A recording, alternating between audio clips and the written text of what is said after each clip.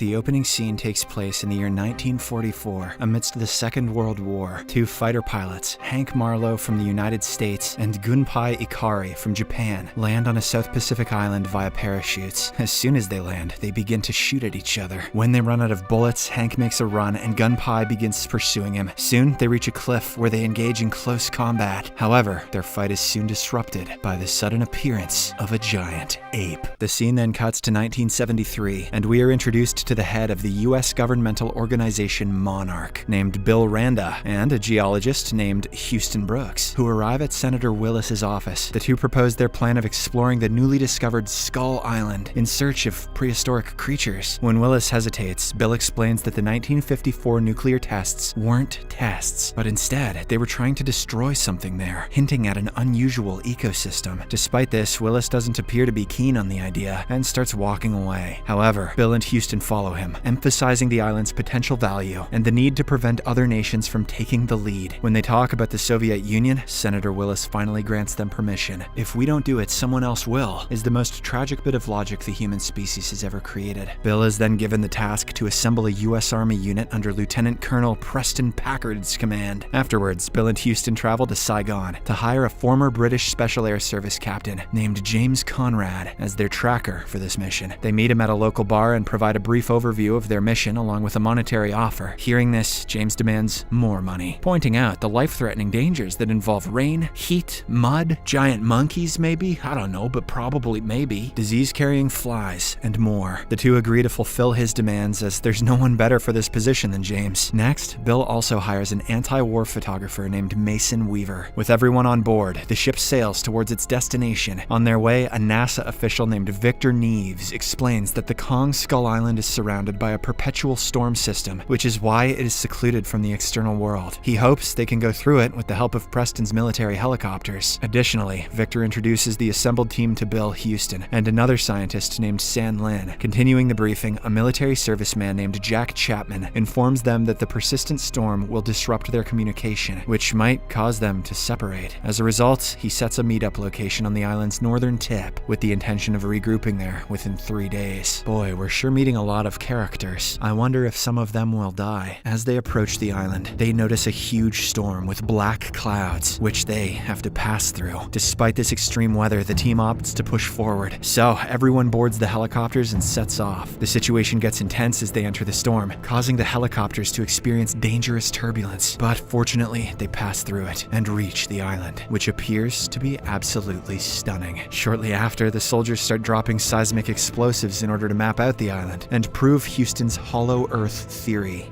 It's not hollow, you idiots. It's flat. Everything seems to be going well until the team gets attacked by the giant ape from the opening scene. He is none other than Kong, the mythical beast. The soldiers respond with gunfire, but the bullets appear ineffective against this mighty creature. In retaliation, Kong knocks down all the helicopters one after another, scattering the survivors across the island. Following this, two groups form among the survivors. One with James, Mason, Victor, Houston, San Lin, and a soldier named Slivko, and the other with Preston, Bill, and the soldiers, including Cole, Mills, and Woodward. In the aftermath, Preston tries to establish contact with his troops, but only Jack manages to provide him with his location before the signal dies. In the next scene, an enraged Preston confronts Bill at gunpoint, demanding an explanation for the actual motive of their expedition. In response, Bill reveals that several decades ago, he and his family were traveling in the sea when a mythical creature destroyed their boat. Only he managed to survive, but the government claimed that the accident was due to mechanical failure. Since then, Bill has made it his mission to prove the existence of these monsters, and that's why he has led the team here. Following this, Preston and his group set out towards Jack's location. As they walk through the forest, a bamboo tree pierces one of the soldiers' mouths. The next second, a colossal, spider-like creature shows itself and grabs one of the comrades. When it is about to eat him up, the soldier strategically cuts off his limbs and drops to the ground. After this, the others open fire on the creature and eventually take its head off. On the other hand, James leads his group towards the rendezvous point. Amid their journey, they attempt to contact the other survivors via radio signal, but it proves fruitless. While passing by a lake, the group encounters a massive buffalo-like creature, causing them to panic. However, James analyzes the situation and asks the team to stay calm. He knows that the creature doesn't want to harm them. How?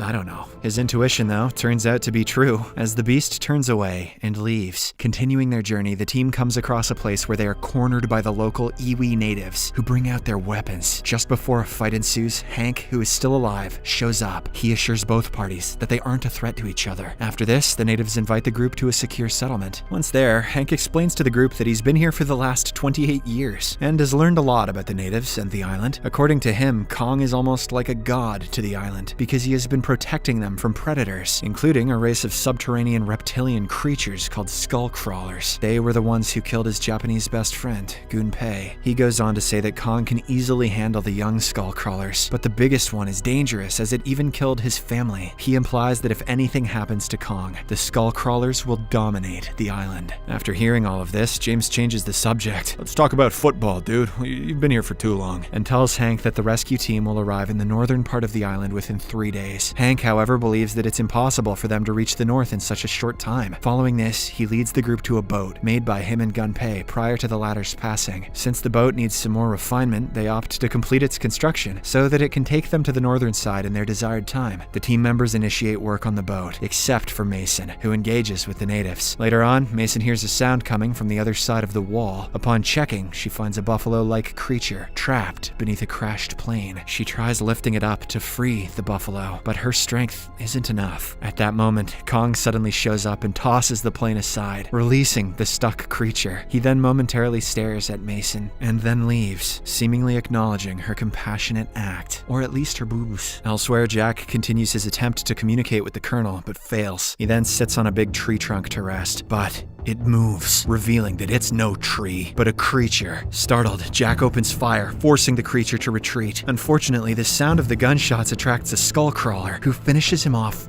brutally. As night descends, Jamie's group continues their efforts on the boat. Amidst this, Mason tries to click some pictures of northern light, but her flashlight seems to be damaged. When James sees her struggling, he offers her his lighter, a memento from his father. By the following morning, the boat is finally ready to go. Hank retrieves Gunpei's sword from his grave, bids farewell to the natives, and they all ride down the river. While sailing, Hank opens up to the group about his family, expressing his dream to reunite with them. A short while later, they regain their radio signal and are able to hear Preston's voice. They ask the Colonel to shoot a flare gun, pinpointing their location. Spotting the flare's illumination, the group steers their boat towards the source excitedly. However, their happiness is short-lived when Victor is suddenly taken away and torn apart by a horde of carnivorous birds. The sight is heartbreaking, but despite this, the group decides to continue their journey toward the remaining team members. After a while, they get off the boat and walk into the woods where they regroup with Preston. With this reunion, James proposes that everyone board the boat to leave for the northern side. However, the Colonel refuses and insists on searching for Jack on the west side. Hank rejects the idea because the west side is where the skull crawlers live, but the Colonel says the west side is where Tupac lives. But James reluctantly agrees, saying he was brought here as a tracker. He puts forward one condition though, that they have to return back before nightfall. In the next scene, Hank leads the group into a forbidden zone, which is a former battleground between Kong's ancestors and the skull crawlers. Despite Hank's objection, Preston orders them to cross it. As they move through, a sudden onslaught from a skull crawler compels them to take cover behind the giant bones. The skull crawler comes near those bones and vomits a skull with Jack's tag on it. Once the area grows silent, the group ventures forward, believing that the creature has departed. However, their assumption is proven wrong when it returns and eats Bill up. In retaliation, the group unleashes a barrage of gunfire, but the bullets are incapable of causing much damage to the formidable creature. As a result, the soldiers use machine guns and flamethrowers against it. To make the situation even worse, they're also attacked by a wave of carnivorous birds. In the midst of this commotion, Slivko is hit by the skull crawler, causing the toxic gas canisters in his possession to detonate. Hank, after killing several birds, passes the sword to James, who then goes to rescue Slivko, taking out all the birds on his way. He manages to get Slivko, but the skull crawler shows up in front of them just when it appears that they're going to be killed. Mason throws James's lighter inside the creature, blowing it up. In the aftermath, Preston still urges them to continue their search. In response, James brings out Jack's tag, disclosing that